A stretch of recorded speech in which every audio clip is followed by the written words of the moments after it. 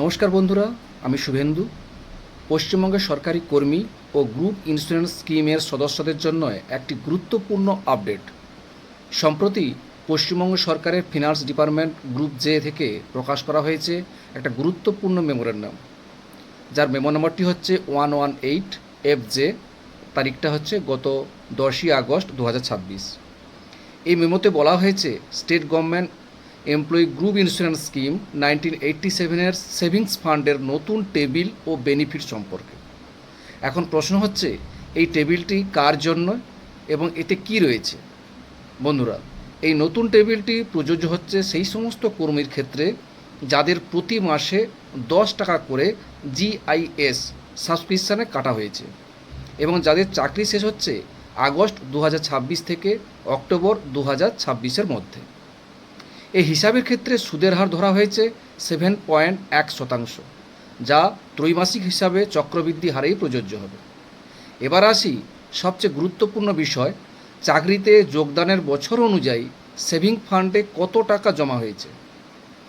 উদাহরণ হিসাবে বলি, যদি কোনো কর্মী 2006 সালে চাকরিতে যোগ দিয়ে থাকেন, তাহলে আগস্ট 2026-এ চাকরি শেষ হলে 10 টাকা মাসিক সাবস্ক্রিপশানের ভিত্তিতে সেভিং ফান্ডের টেবিল অনুযায়ী প্রাপ্য পরিমাণ হচ্ছে প্রায় 3,917 টাকা 76 পয়সা।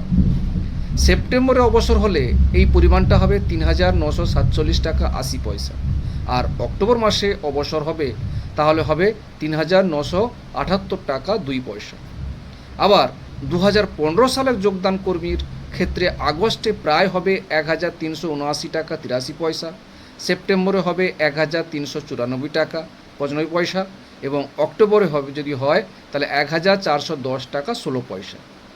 এই টেবিলে দেখানো হয়েছে। আবার অন্যদিকে 1987 সালে যোগদানকারী কর্মীর ক্ষেত্রে আগস্টে এই পরিমাণ প্রায় 28,488 টাকা 91 পয়সা, সেপ্টেম্বরে 28,663 টাকা 48 পয়সা, আর অক্টোবরে যদি হয় 28,839 টাকা 8 পয়সা।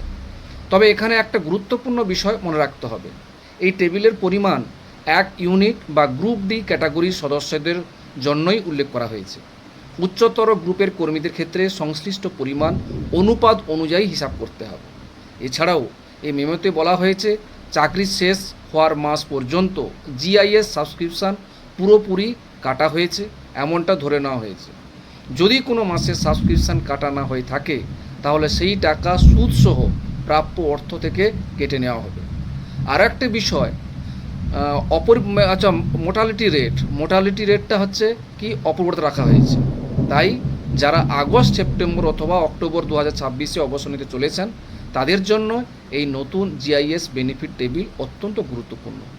আপনার চাকরিতে যোগদানের বছর এবং আপনি কোন গ্রুপে রয়েছেন সেই তথ্য অনুযায়ী কত টাকা GIS সেভিং ফান্ড থেকে পাওয়া যেতে পারে সেটি জানতে চাইলে অবশ্যই কমেন্ট করে জয়েনিং ইয়ার এবং গ্রুপ লিখে জানান। আর ভিডিওটি ভালো লাগলে অবশ্যই লাইক, শেয়ার এবং সাবস্ক্রিপশন করবেন। আর সরকারি কর্মী ও অবসরপ্রাপ্তদের গুরুত্বপূর্ণ খবর পেতে আমাদের সঙ্গে থাকুন। ধন্যবাদ।